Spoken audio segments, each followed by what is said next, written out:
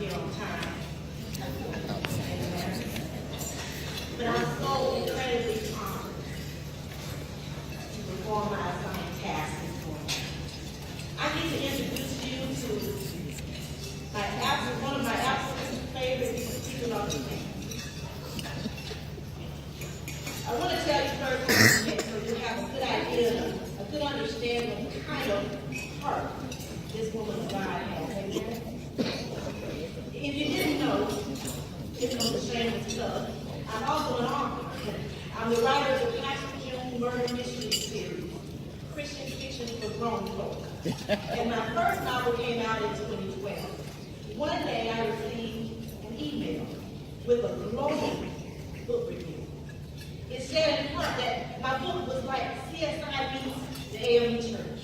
And it was so satisfying to have a reader, get it, amen? At that time I was in seminary. I wasn't aware of it at the time, but apparently my seminary had sent out an email blast promoting my book, and that's how she became aware of it. So as it turns out, we were classmates at Payne Theological Seminary in the same year. Now, Payne is an HBCU, so I promise you, I don't call seeing her on campus. I think I won't know her, amen? We exchanged several messages over the next couple of days, and then she invited me to Missouri, where she lived. Because also at that time, she was a conference coordinator for the Women in Ministry organization, and she said she would create several opportunities during the annual conference in which I could promote my book. Isn't that wonderful? You gotta understand, we were perfect strangers. Yet she invited me to her home, into her church, and ultimately into her heart.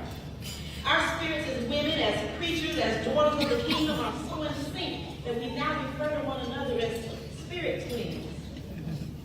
It was shortly after we graduated that Michael Brown was killed in Ferguson. And I started to see my twin all over the news, all over social media. I'm hoping that many of you, like myself, are visual people. So I'm going to ask you at this time, if you have a Facebook account on your device, to open it up. And in the search bar, type Revlee, R-E-V-L-E-E, space, M, space, SAP, S-A-P-P. Click on my name, click on my page. I invite you to scroll down to the first video that says Meet Renita, and watch it as I continue the introduction. Her bio is already printed in the program. It's very exhaustive.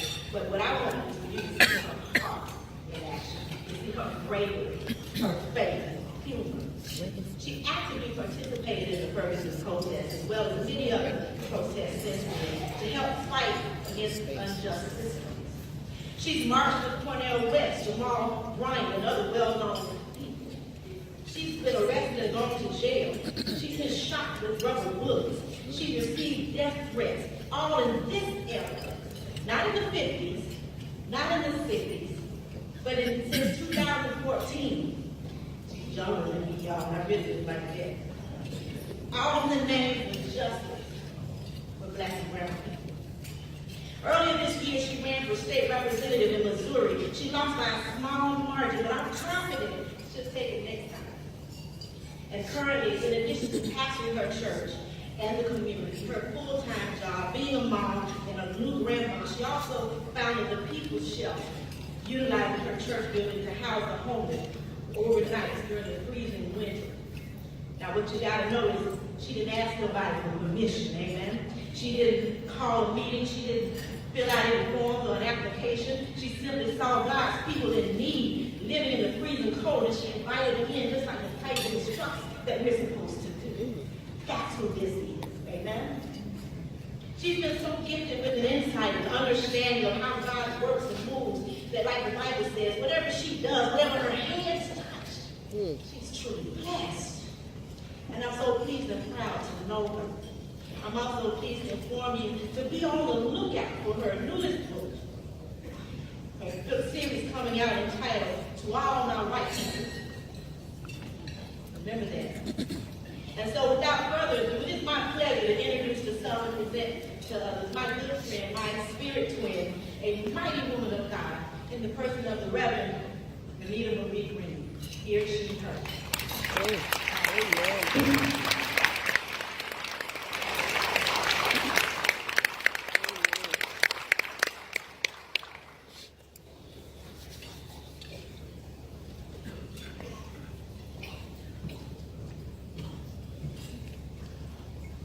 Howdy, y'all. Greetings from Missouri. Grateful to be in your freezing cold. You don't get much sympathy from me when it's 40-something here and it's 15 at home. Goodness gracious. I greet you in Jesus' joy. It is good to be here. I want to thank the Dr. Martin Luther King Scholarship Committee for extending this invitation to be here today. To Mother Bush and to Sister Bethany, thank you for the invitation. To my good friend, my twin, Reverend Sapp, thank you for suggesting my name. I give a shout out to my AME colleagues and family in the house. Thank you all for coming out, and to all of the elected officials. It is good that you are here, and to those running for office, also good that you are here, and to all the voters. I'd like to say be careful about the ones who show up at your program but don't show up in your communities.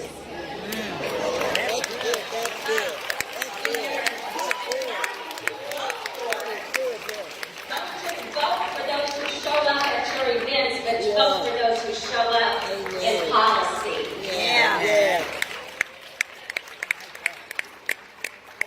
Appropriate question is, what have you done for us lately? What you gonna do is an empty promise, and it's followed by some evidence. Ain't too late to get busy. All right, well, stop that. And to all of you, happy Dr. Martin Luther King Day to you. I'm a preacher, and so I gotta, kind of try to do this not sermoning, but you just get what you get. So I'm going to invite your attention to the Gospel of Mark this morning. Mark chapter 10, verses 46 through 48. The scripture says that they came to Jericho, and as Jesus and his disciples, together with a large crowd, were leaving the city, a blind man, Bartimaeus, was sitting by the roadside begging.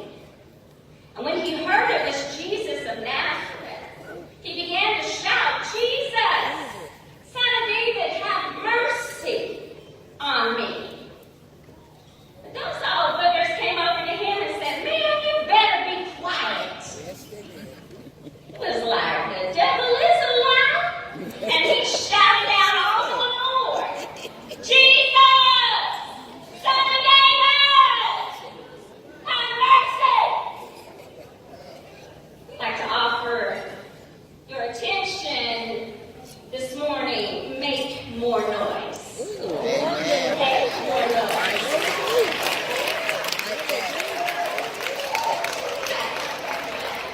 It is sad that they wanted Bartimaeus to be quiet because they didn't want him to bother Jesus. They said that Jesus was on a mission. He didn't have time to stop and deal with no beggars. Bartimaeus was a professional beggar. He knew where to sit. He knew how to put out his hat. Bartimaeus had it down. But Bartimaeus was not satisfied with his condition. And being a beggar wasn't enough for him. When he knew that the opportunity for deliverance was around, he wasn't going to let that opportunity pass. And he sure wasn't going to let anybody take it from him. Bartimaeus' story became personally relevant to me during the Ferguson uprising.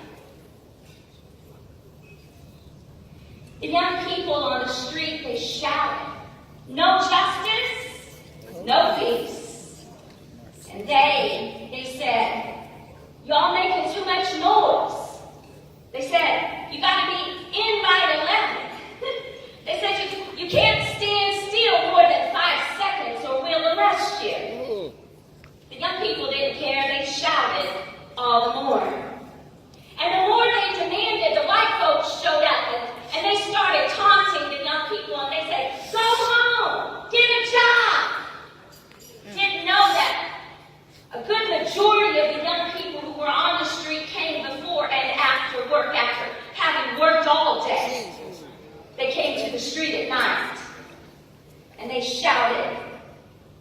no justice, no peace.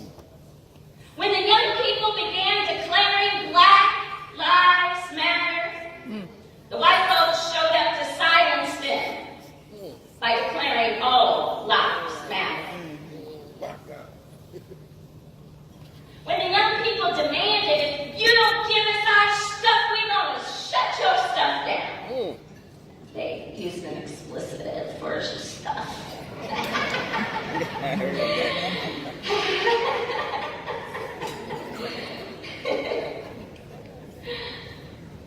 The white people shouted back to them, we already give you welfare. They said. When the young people sang, whose side are you on, friend? Whose side are you on? There were some black folks that covered their children's eyes and drug their children away. When the young folks begged, give us our justice and we'll give you your peace, the police demanded, this is now an unlawful assembly.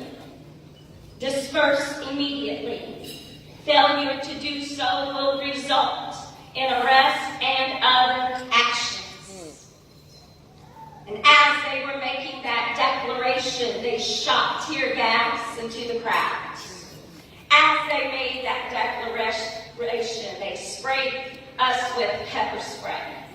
As they made that declaration, they snatched the young folks and beat them with nightsticks. While the world watched on. Religious people tried to get the young folks quiet. They said, why they gotta cuss so much? Why do they dress like that? Where is their proper language?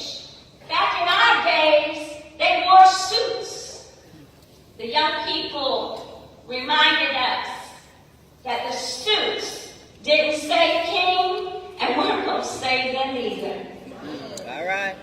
There were many attempts to silence their voices, but for over 400 days without relenting, young people filled the streets of St. Louis. We are living in times of tension that have been unknown since the days of the first civil rights movement. Young people are fed up with the promise. If you just get your education, you're going to make it. When they see us saddled with student loan debt that we can't hardly dig our way out of, not working jobs that were promised, but still waiting tables in order to pay for loans for an education we barely got. Factory jobs aren't even what they used to be. There's not the security that there used to be. If you get a good job with a good company, you can work your way up and secure your future, have good benefits and good retirement.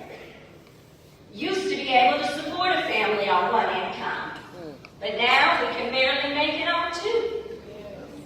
Education access is still not equitable, with Black, brown, and poor children failing and dropping out at higher rates and suspended at higher rates, and they got the nerve to still say that our children can't learn when it's really them who refuse to teach.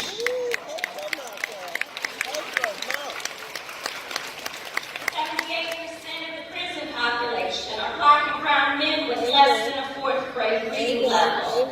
And while they steady building more prisons funded by and invested by companies like Enterprise and Michael Jordan, who are benefiting, are profiting off the privatized prison industry, felonies are distributed at disproportionate rates and younger ages.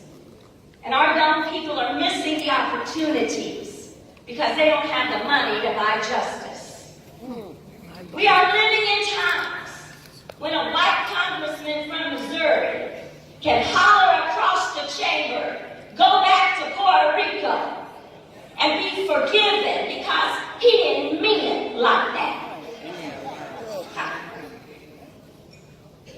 We're living in times when a white kid from Kentucky can stare down one of our native elders and have it whitewashed, talking about, I was trying to diffuse the situation.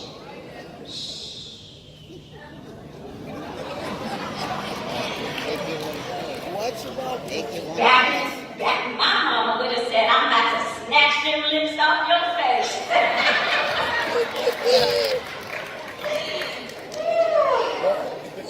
We are living in times when religious leaders can justify an illegal and unjust border by saying some stupid stuff like heaven has walls, completely negating the fact that those same walls have gates, and those gates are what we are commanded to invite the foreigner and the stranger into. Such a nonsense. We are living in times when the media can claim fake news while telling the truth.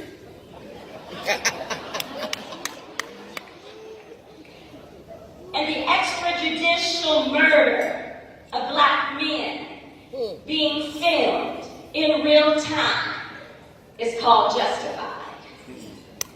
We are living in times when the more we cry out, the more they attempt to silence our voices. But we are also living in a time when we cannot be silent. We must make more noise. We are told that religion and politics don't mix, that we should just go into our prayer closet and tell Jesus on the prayer line. We are told that protesting isn't for proper people, that we should just vote and trust the system. How's that working out, y'all?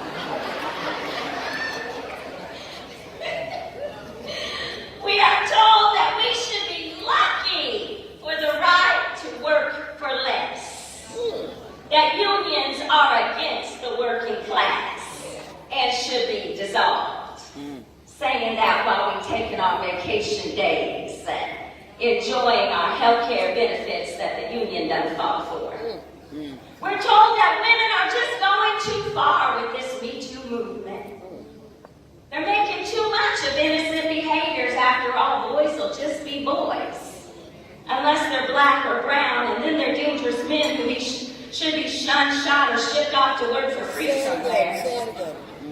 We are told that reparations are impossible, that there's no way to fairly distribute it. After all, why is this generation guilty for the sins of our past? And then they'll say, well, what are they complaining about anyway? They have a black president. I don't think that we need President Obama to tell us that equality is not equity. All right.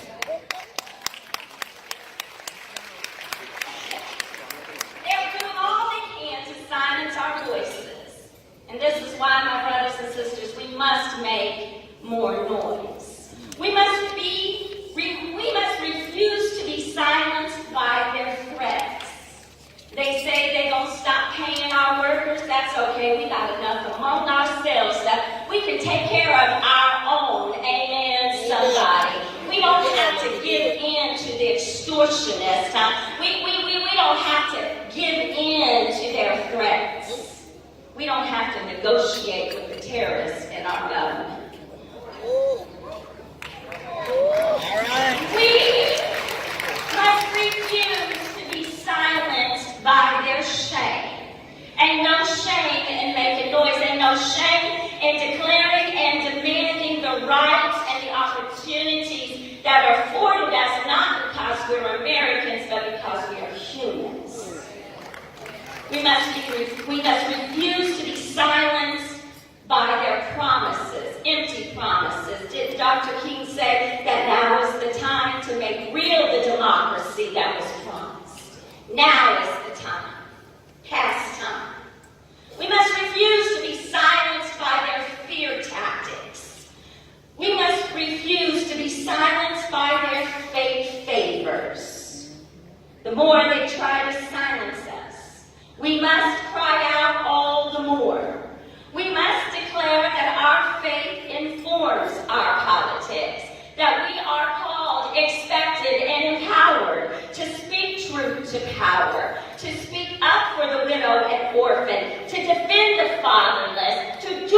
justice, to love mercy, and walk humbly with our God. Amen. If justice and peace and love are to flow like never-ending rivers, we must remove the obstacles that they have placed in the path of the free-flowing river. Silence is like a boulder they just plop down. Just be quiet. Don't say anything. Don't rub anyone the wrong way. Don't upset them. Don't make any enemies. We already got a seat at the table. Don't upset them or they'll close the door. The devil's alive. Silence is not our friend. We must be willing and comfortable to rattle feathers. We must be willing and comfortable making folks squirm. Anybody squirming out there? I get to go home. I'm okay with your squirming. We must be willing to make more noise. And not just on the day they give us. But we must take our day, every single day. The celebration of Dr. King must not be limited to or contained within a few isolated events, but must be an event that unfolds every single day of our lives. And we must empower our children and our grandchildren. We gotta tell them it's okay, baby. If you need to go to the streets and make some noise, I'm gonna be home with some warm soup. I'm gonna be here to wash off the pepper spray. I'm gonna be here to ease the tear gas. Here, baby, here's what you can do. I can't go out there no more, but here's how I can make it easier on you. Amen. Stop shaming our children. We must be careful that we are not the silencers. Like the disciples tried to silence Bartimaeus, thinking we know what's best. That in our good intentions, that we don't become the oppressors that we fight against. The movement may not look like it used to. It may not sound like it used to. None of that matters as much as long as it does what it set out to do. We must be careful that we don't confuse love with silence. They want us to be so loving. I never understand why white folks always expected black folks to be so forgiving. Why can't we just forgive? Y'all ain't talking of that talk when it's your people. All right, we're talking to white folks a minute. Yes. I'm okay if you squirm. we gotta stop saying things like I'm fighting for you. Because black folks don't need white folks fighting for them. We need to fight with our brothers and sisters. That's what's on the end inside. We need to be comfortable that when we get an open door, hold that door open and get out the way. We don't have to have every seat at every table. Get up and make room for someone else. We're talking about overcoming. We shall overcome. You can't be comfortable holding hands once a year, talking about we're going to hold hands and overcome and we're going to be okay. Because overcoming happens when you're in those secret places, in those private meetings, when it's just people who look like you. No matter what you say, when you're in the community, what matters is what's said when you behind those doors. As long as the words may never be heard, your policy and your action and your inaction speaks loud. That's right. That's right. Sometimes we just got to get out of the way. It's time to start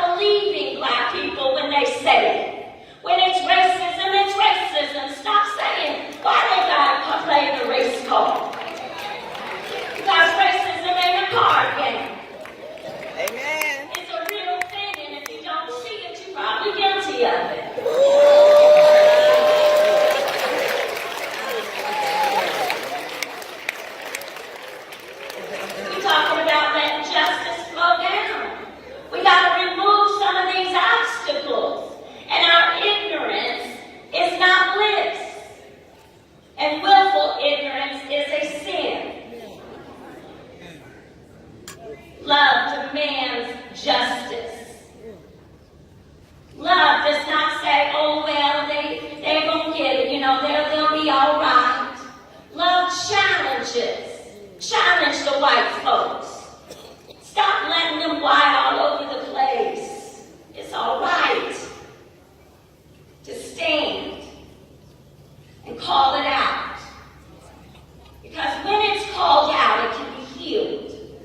But until it is healed, it's going to be perpetuated. And we'll have more white children standing on grounds of the Lincoln Memorial mocking our neighbors. It's time that we stand boldly in this era when the racists declare boldly their agenda and perspectives.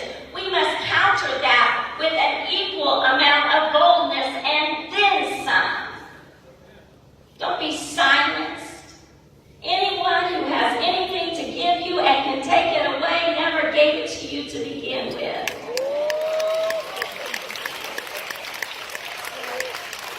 Never let yourself be subjected to somebody else's power. It's better to not have position and to have influence than to have a position you cannot use. Amen. Let justice, peace, and love flow. Let justice and peace and love flow like never-ending waters. Proverbs 21:15 says, when justice is done, it is joy to the righteous, and it is terror to the evildoers. I don't know about y'all, but I'm all right being a holy terror. Let's make more noise.